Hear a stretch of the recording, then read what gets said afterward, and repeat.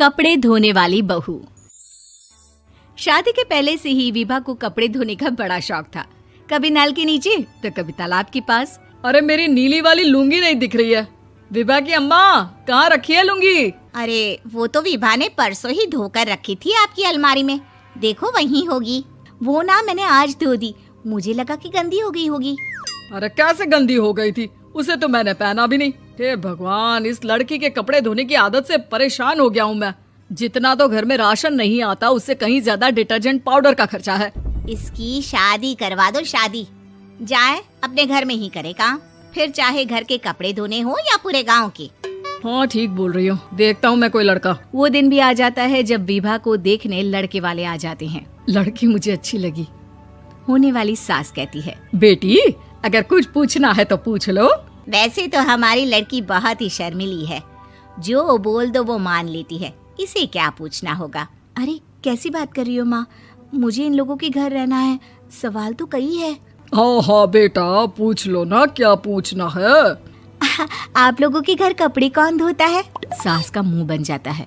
देखो, अगर तुम ये कहना चाहती हो कि तुम्हें कपड़े धोने नहीं आते तो सुन लो, कपड़े मैं ही धोती हूँ, लेकिन तुम्हारे आ जाने के बाद मैं रुमाल तक नहीं धोऊंगी। अरे चुप रहना भाग्यवान, बहू बेचारी घर आई नहीं, उसे डराना शुरू कर दिया।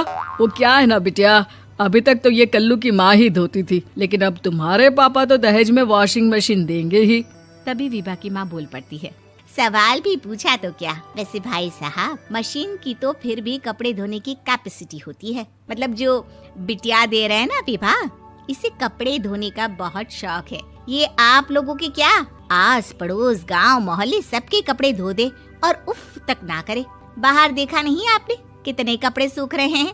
सब हमारी बिटिया ने ही तो धोए हैं। बस भी करो ना माँ, शर्म आ रही इतनी तारीफ सुनकर। और तो और एक दाग निकाल कर दिखाओ तो मान जाओ। हाँ अच्छा, माफ करना बेटा, मैंने गलत समझा। हमें तो रिश्ता बहुत पसंद है। और ऐसे जुड़ जाता है रिश्ता कपड़े धोने का शौक रखने वाली विभा का। उसकी शादी हो जाती है कोयला फैक्ट्री में काम करने वाले कल्लू के साथ। शादी के बाद अचानक विभा चिल्लाती हुई सास के पास आती है। सासू माँ, अरे सासू माँ कहाँ है आप? ये तो धोखा है, धोखा दिया आप लोगों ने मुझे। इसे ससुर के चक्कर के बारे में पता चल गया। अरे तो उसमें तुझे क्यों धोखा मिला है? अरे नल में पानी नहीं आता, कपड़े कैसे कब धुलेंगे? अच्छा, तू पानी नहीं आ रहा उसकी बात कर रही है। तो आपने क्या सोचा? कुछ नहीं। अच्छा, तेरी माँ ने कहा था कि कपड़े धोने का शौक है तुझे, याद आया मुझे। शौक बोलकर कपड़े धोने वाले मेरे जुनून को कम ना आके सासू माँ, कपड़ा धोना मेरा गुरूर है।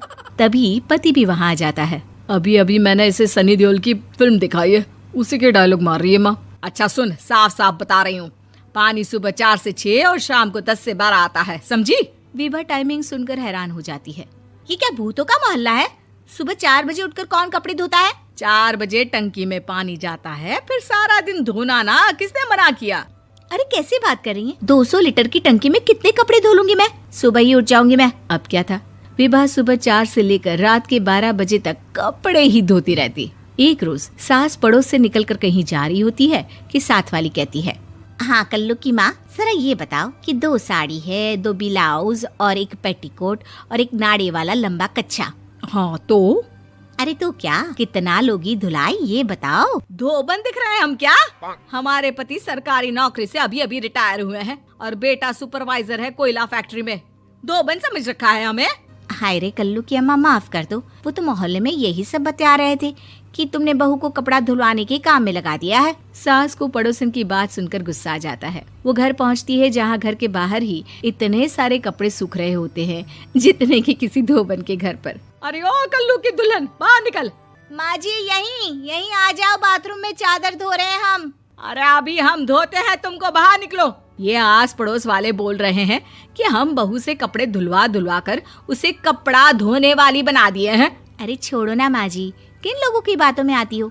आस पास के लोगों का तो काम ही होता है कि वो किसी तरह सास बहू को लड़ा दे। बहू सारे घर के कपड़े धोती है, ये क्या कम है?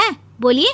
सास को भी लग जाता है कि वो बहू का ये सनकीपन नहीं छुड़वा सकती, इससे अच्छा है कि खुद ही चुप हो जाए।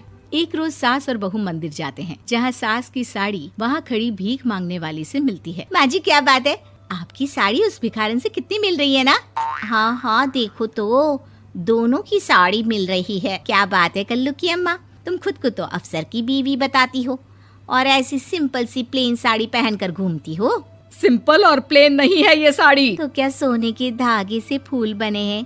कुछ भी सासू माँ, कुछ भी। हाँ बने थे इस साड़ी में सोने के धागे से फूल।